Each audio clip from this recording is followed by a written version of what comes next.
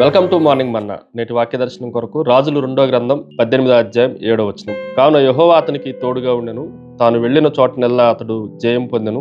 అతడు అష్షూరు రాజునకు సేవ చేయకుండా అతని మీద తిరగబడెను. మరొకసారి దేవుని వాక్యంలో నుండి ఉదయకాల సమయంలో 4 ప్రాముఖ్యమైన సత్యాలు చరిత్రలో ఉన్న హిజ్కియా రాజు జీవితంలో నుండి మనం నేర్చుకోవాలి.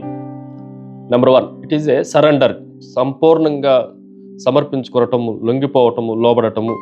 ఈ మాటను మనం జాగ్రత్తగా ఆలోచన చేస్తే హిజ్కియా రాజు తన రాజ్యంలోనూ తన చిత్తాన్ని అంతటిని పూర్తిగా దేవుని చేతికి అప్పగించినట్లుగా దేవుని వాక్యంలో రాయబడతా వచ్చింది. 18వ అధ్యాయం 5వ వచనంలో దేవునిని, ఇశ్రాయేలు దేవుడైన యెహోవాను మీద అతను విశ్వాసం ఉంచాడు అన్న మాట మనకు కనిపిస్తా ఉంది. ఆయన రాజ్యాన్ని, ఆయన జీవితాన్ని, ఆయనకున్న కుటుంబాన్ని సైతము హిజ్కియా రాజు దేవుని పాదాల ఎదుట సమర్పించినట్లుగా మనం ఆలోచన చేయాలి.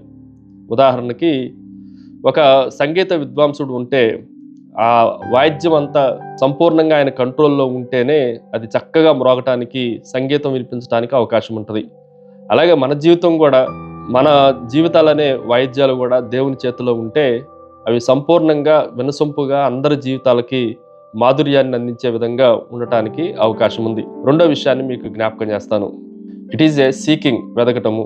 హిజ్కియా రాజుని మనం జాగ్రత్తగా ఆలోచన చేస్తే పూర్ణ హృదయంతో దేవుణ్ణి వెతికినట్లుగా దేవుని వాక్యంలో మనకు కనిపిస్తూ ఉంది.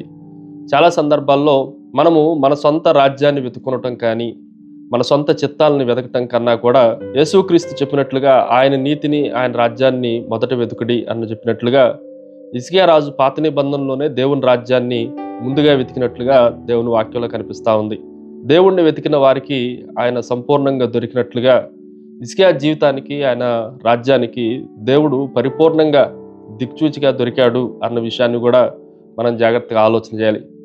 ఆయన రాజ్యానికి ఆయన యజమానుడు అనుకోలేదు, దేవుడే తన రాజ్యానికి రాజు అని దేవునికి సంపూర్ణంగా ఆయన లోబడినట్లుగా ఆలోచన చేయాలి. మూడో విషయాన్ని మీకు జ్ఞాపకం చేస్తాను.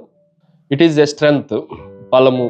ఈ మాటను కూడా మనం జాగ్రత్తగా ఆలోచన చేస్తే హిజ్కియా చాలా చిన్న వయసులో ఆయన పరిపాలనకు వచ్చాడు. శక్తి లేని వాడుగా కనిపిస్తూ ఉన్నాడు.